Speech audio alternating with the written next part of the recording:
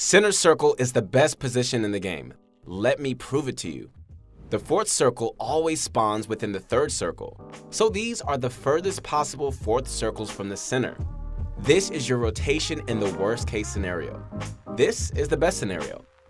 Now, let's see all possible circles, and there you have it. The center of the circle is the best place to be. I want to give a special shout out to Reddit user Destiny's Jesus for inspiring me to explain this. Now that I have your attention, let's learn how to win your first game of Season 8. We had a long discussion with our partnered pro players to make this how to win video, so be sure to watch all the way through. Let's start with the very beginning, how to land. Thank the bus driver. A good old thank you goes a long way. It's all around good juju to thank the bus driver. Choose a landing zone that you know well. Preferably, landing a zone that's not too hot or too cold is ideal. Either way, you should know all the spots to loot and farm. Another thing to consider is how many players are landing with you. Every player is a threat, but at the same time, you want to fight for shields and mats. This leads me to my next point. Find players to hunt as you're flying in. The 150 mats and 50 shield can give you a major advantage. Some kills are worth more than others, and a kill right off the bat is definitely worth a lot. If there aren't players to hunt, then make sure you're farming and looting as quickly as possible. Be prepared. You should expect every player that you run into to have at least 50 shield and plenty of mats. Position along the edges of the zone. It's way more effective to be on the outside of the zone as opposed to the middle. When you're moving from the outside to the middle, the chances of a player behind you is low. When you're moving from the middle to the outside, there are threats all around you. Basically, you can third-party everyone way easier if you collapse from the outside, and you can pick and choose your fights freely. These are 4 easy things to do when you land. Pro players do these things consistently, and so should you. Here they are again. Memorize them, embrace them. These tips are your friends. Let's move on to the early game, where it's a bit more complex. The early game is the time between your first looting zone and the first circle. There are a lot of videos about the early game already, but they don't talk about the most important thing, the bus path. To have consistent early games, you need to understand how to use the bus path to your advantage. Look at the bus path as soon as possible. You should be able to guess where players will be. You can bet that more than half of the lobby is going to jump within the first quarter of the path. If we place a circle in the middle of the map and have the bus go through like this, then we can assume that there will be more players on the south side of the map. We can go a step further and say that the southwest part will have even more players because there are more looting zones on that side. This means that the safest place is the northeast corner because it's the furthest away. This is exactly how pro players map out where everyone will be. You can also make smart rotations with this info. You can plan your route into the first circle by running through possibly unlooted zones.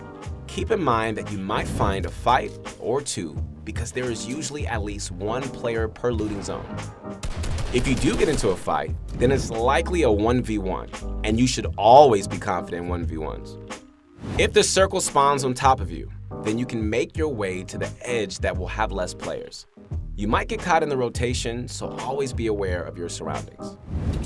It might seem like all I've been doing is teaching you how to avoid players, but that's not what I'm trying to do.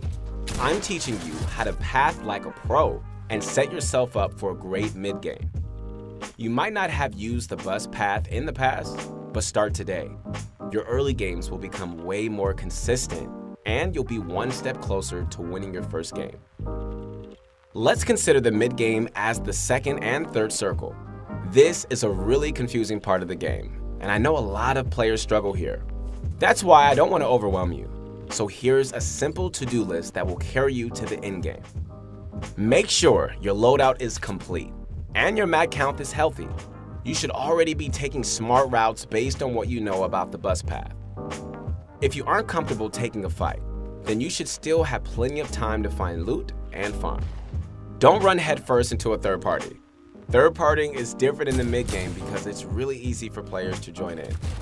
That's why you need to pick your fights. Do this by asking yourself one question. Can I join and end this fight quickly?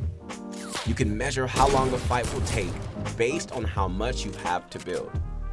If you have to build 50 meters into the sky, chances are you aren't ending that fight anytime soon. If the players are on ground level, then you can swoop in for the cleanup. Players that don't consider this simple question will lose time and time again in the mid-game. I really encourage you to take this simple approach. It's as close to a cheat code as you can find. End every fight quickly. Everyone is roaming around the map in the mid-game, so when they see a skyscraper, they're going to head on over. This is where all your hard work pays off. Use all of your fancy building and editing skills to quickly destroy your opponent. If you aren't confident in your building skills, then watch the analysis videos on this channel, or better yet, visit ProGuides and check out our courses. The last thing to do is to set up for the end game. This is really situational, but using the terrain of the map is something you can do every game. Remember what I told you in the beginning of the video? You can guess where the fourth circle will be, so find natural high ground in that area. If you can't rotate to the natural high ground, don't worry about it. Make a 1x1 in a safe spot or hide in a box. In this case, your goal is to wait for the fifth circle when it begins to move.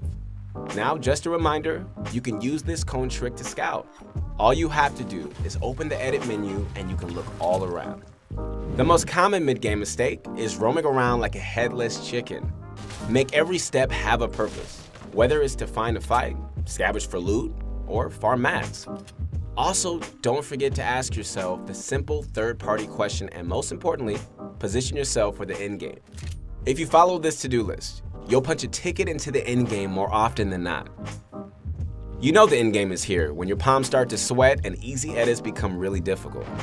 It's totally okay to feel this way, but it's a problem if it's getting in the way of winning. Every end game is unique, so I can't give you a direct guide. Instead, I'm going to give you something better. 8 tips to celebrate your first Season 8 victory royale.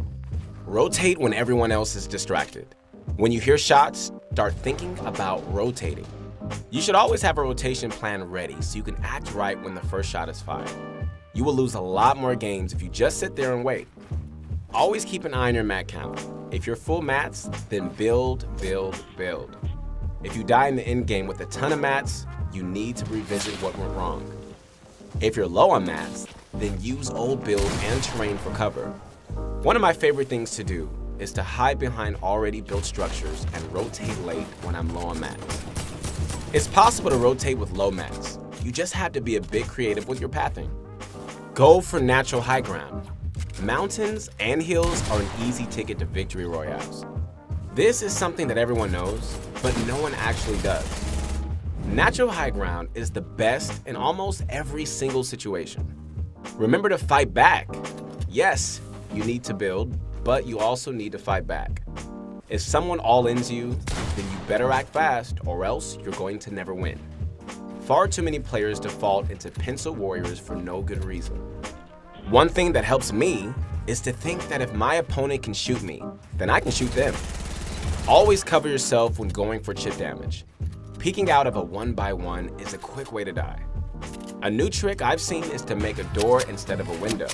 This way, you can peek out of a lower angle with more cover. Check out the difference between a window peek and a door peek. Try the door peek the next time. It works really well.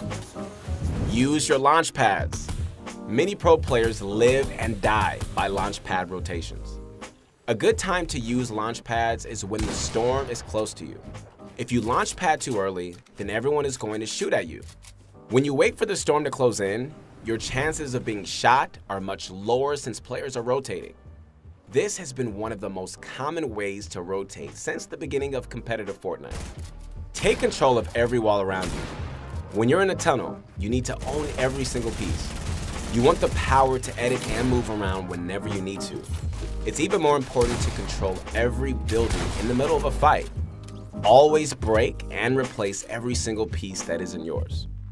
Last but not least, play the game with an open mind.